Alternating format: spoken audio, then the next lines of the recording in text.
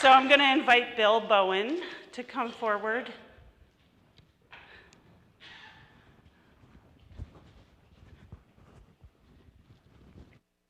My name is Bill. I joined this conversation in 2010. I'm in this congregation, but I've never felt I've been of it, and I'll explain that. I've been in the Methodist Church 70 years, which eliminates some of you, but a few of you beat me. And I found in this church something I've never found in all the churches I've ever been a member of before. I've found a place, and I've found a history. And these words are really meant for those of you who have not been a part of that history and this place so long. Now, in 2010, I did meet several of you. I met Andrew. Andrew was a second grader, and he was the old kid in the Sunday school class that we had. I remember that very well. A particular joy, Andrew. When I came here, the first thing I noticed was the garden, and the garden is much discussed. The garden represents something that I think many of us do not fully appreciate, and that is the tremendous sacrifice that a generation of these church members, now all past for the most part, what they gave of themselves to this community, to this church, and to this nation. We have a slideshow, and if I could ask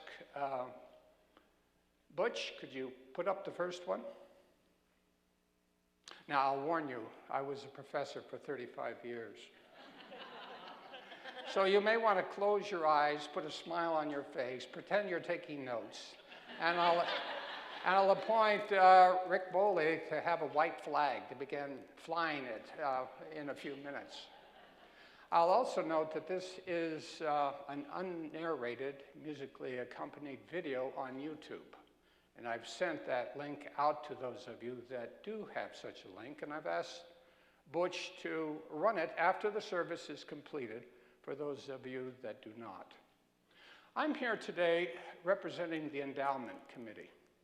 The Endowment Committee has several tasks, joyful tasks.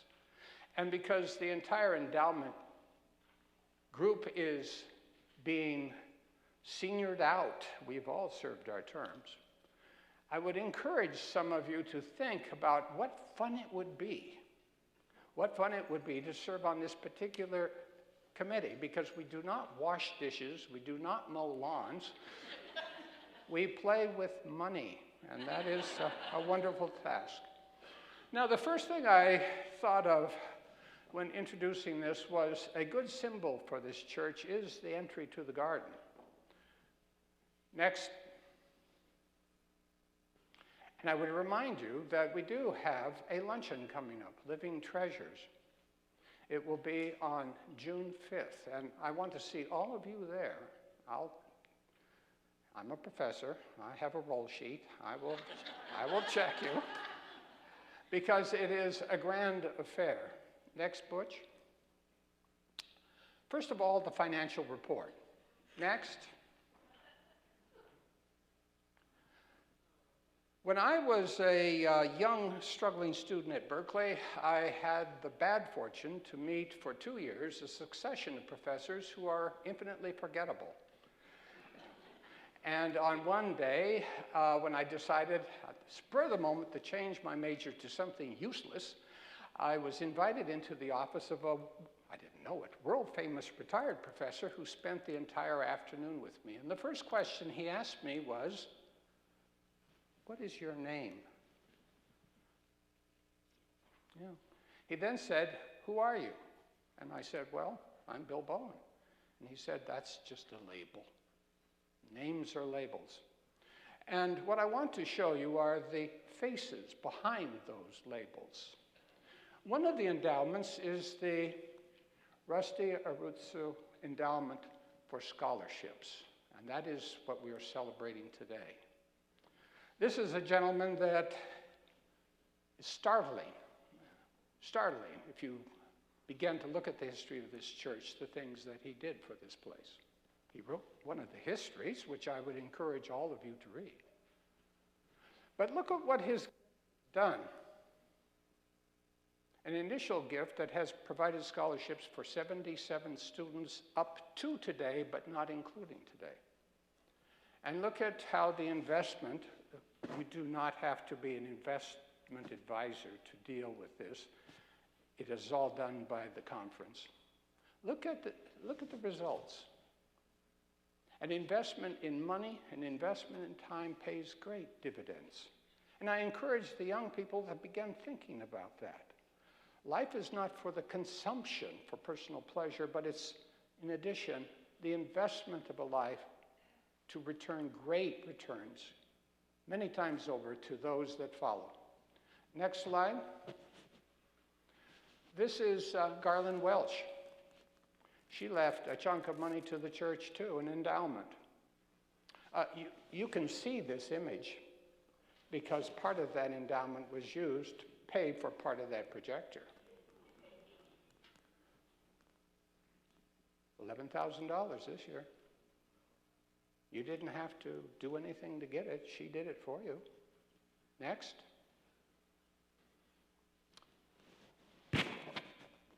And here's a gentleman, Shigeru Cody. He was a trombone player. Played trombone here as a kid. He was also a member of the single most famous infantry regiment in the history of the United States, the most decorated, and when studied by historians, considered to be the finest regiment.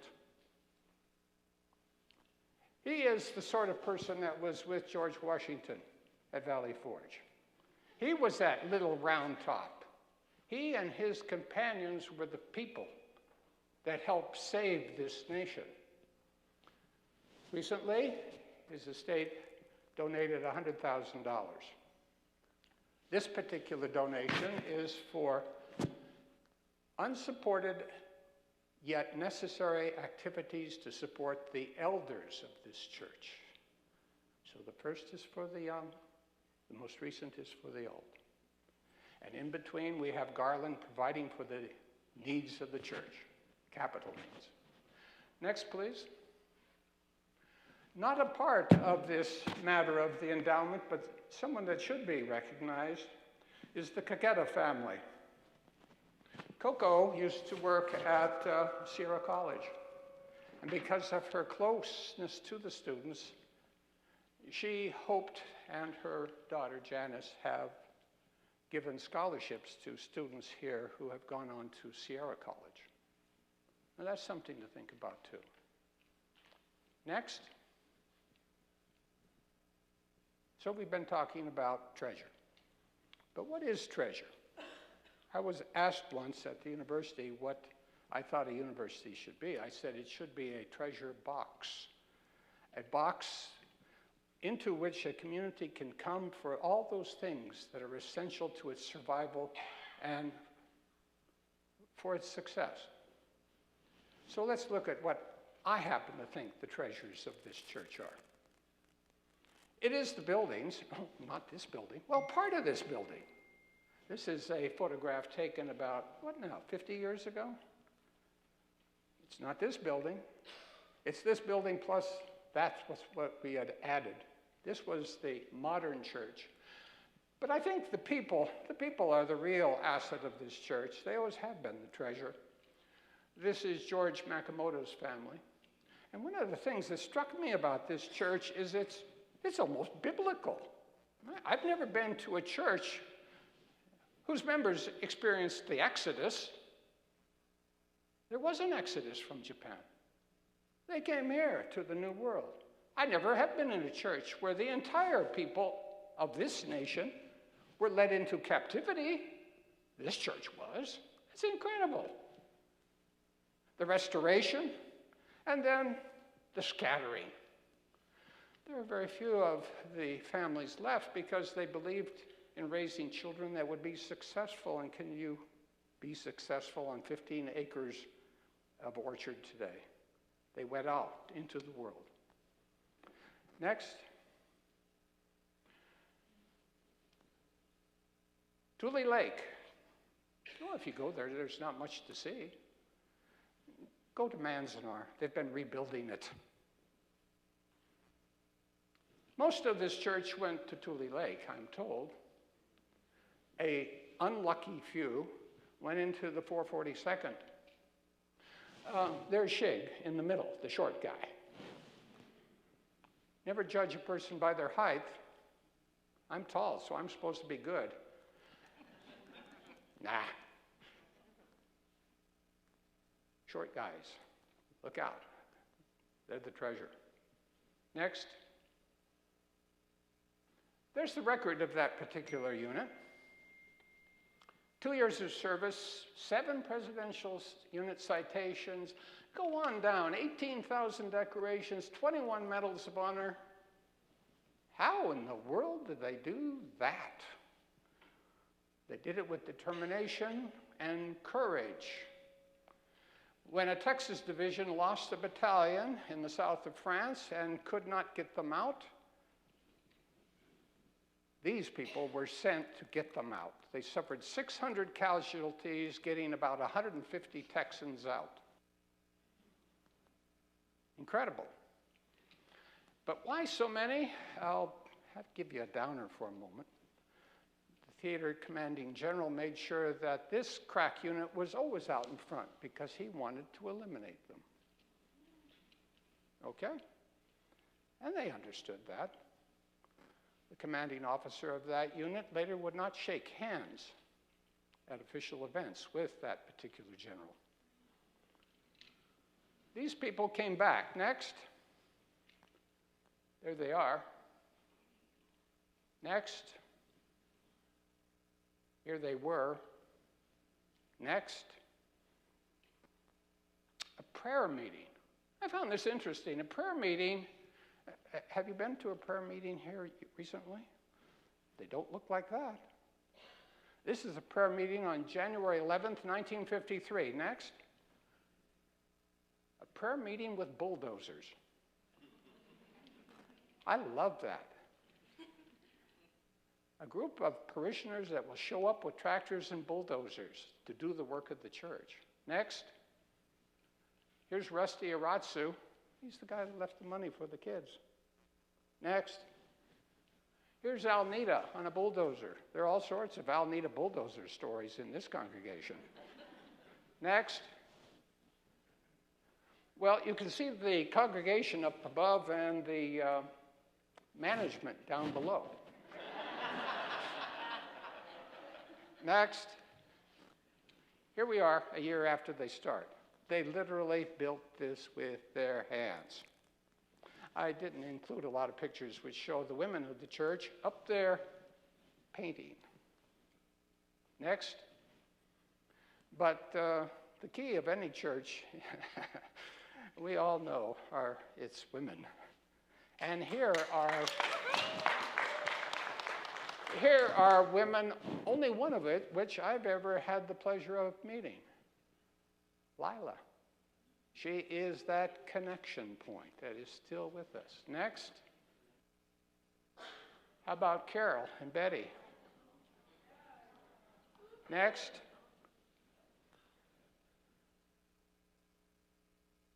Very few of us were here then. You were. Next. Well, is Craig here today? Yeah. What do you think, Craig? A long time ago. But yet, it was just like a blink of an eye. Next. Oh, yes.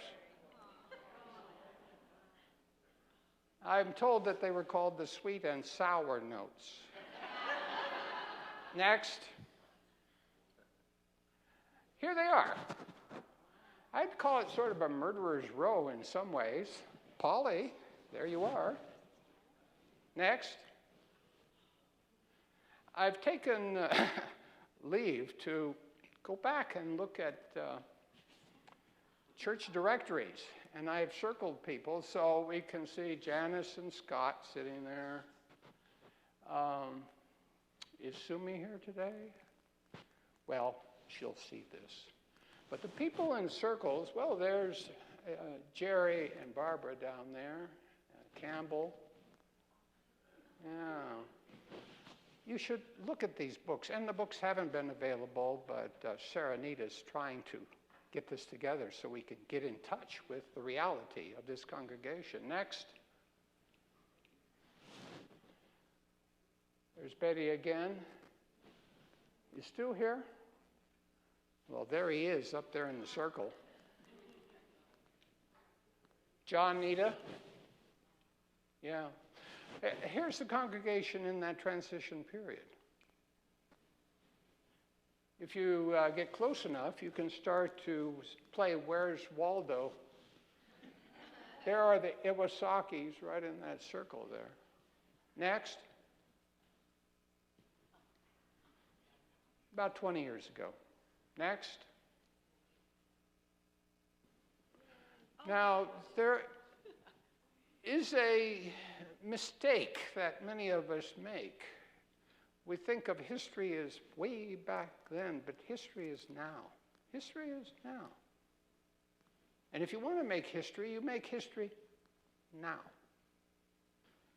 These are the people. Well, how did I select them? They were the people willing to smile.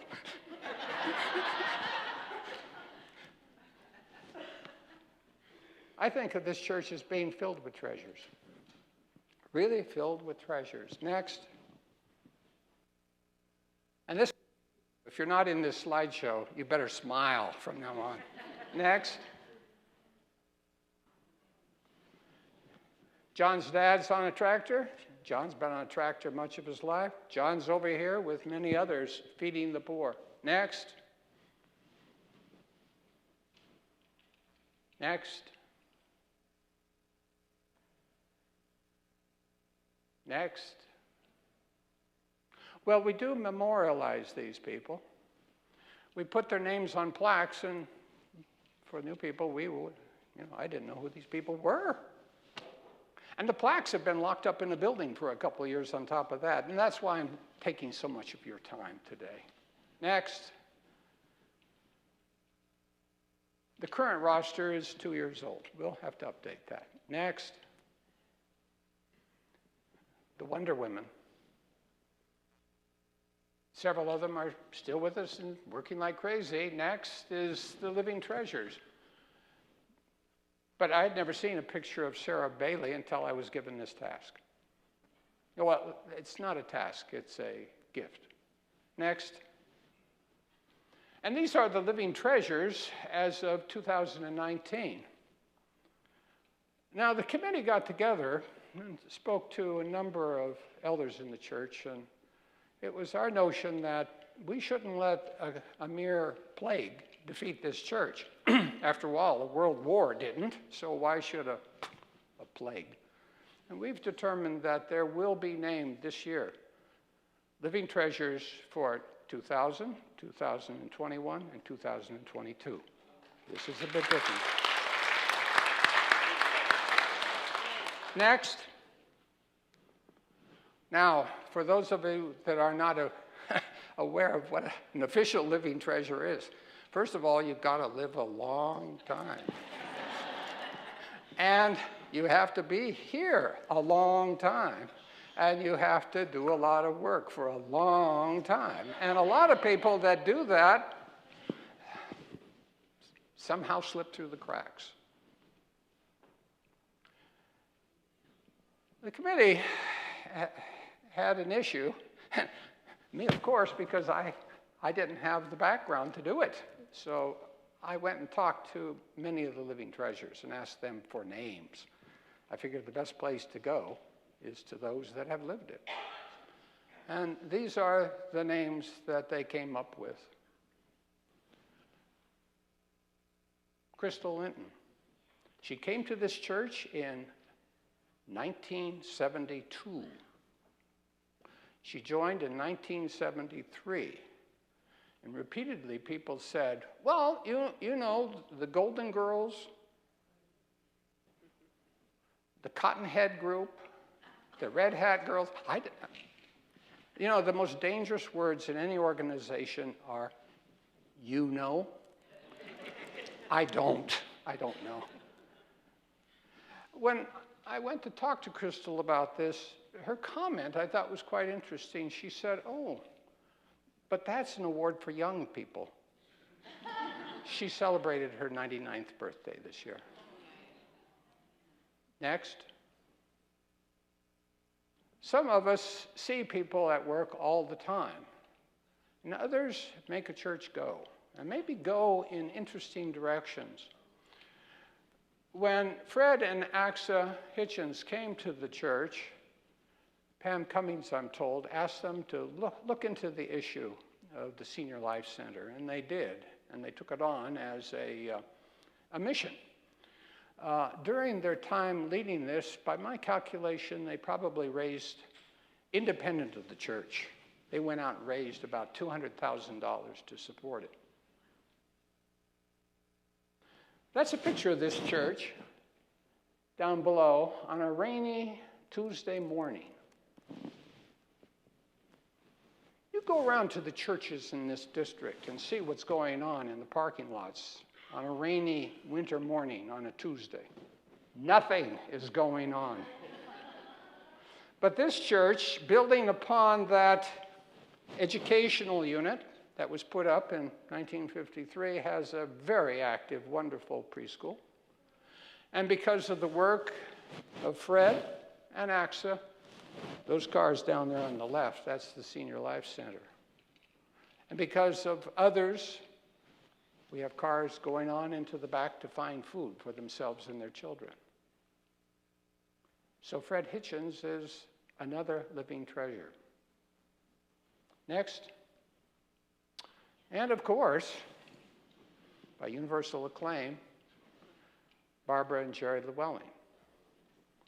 They've been here not quite a half century, but they've been active in almost anything you can ever imagine and can't imagine.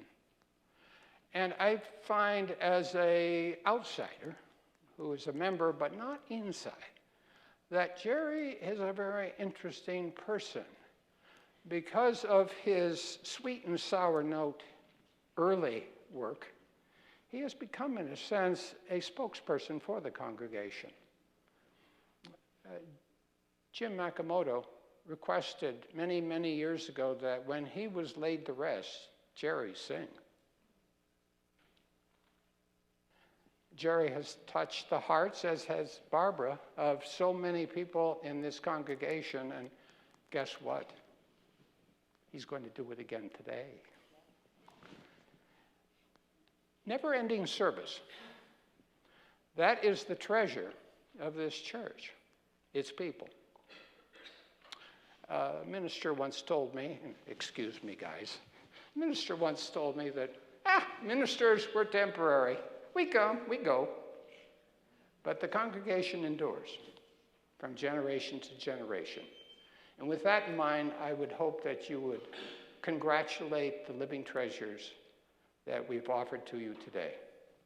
Jerry, would you stand up?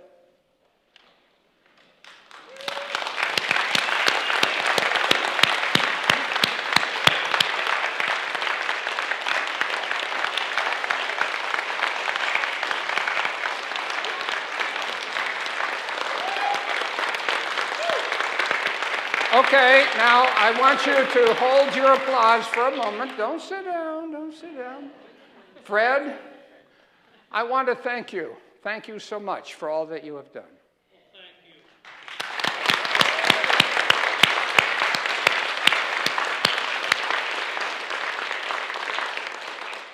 I don't see Crystal. I'll have to go and embarrass her this morning. Thank you so much for your patience. Where is Barbara? Barbara.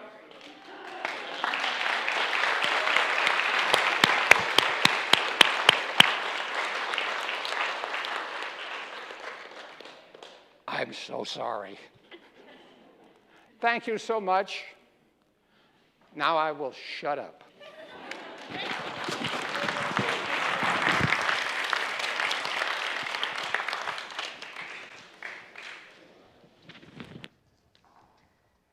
How many people in this room wish that they had Bill Bowen as a professor? If you would ever consider doing United Methodist history and doctrine, I promise you there would be way more pastors in the United Methodist Church. Thank you, Bill. That was so wonderful. And what a perfect day for us to celebrate our young and our old. And no pressure, but we know that you guys are going to be up there someday too when you're 80 plus. Whether it's here or another organization, we know that you all have what it takes and that you're service-minded people, and we're just so proud of you and excited to celebrate you today, as well as our Living Treasures. Jerry, I'm just going to, where did Jerry go? So I also want you to sing at my funeral, please. So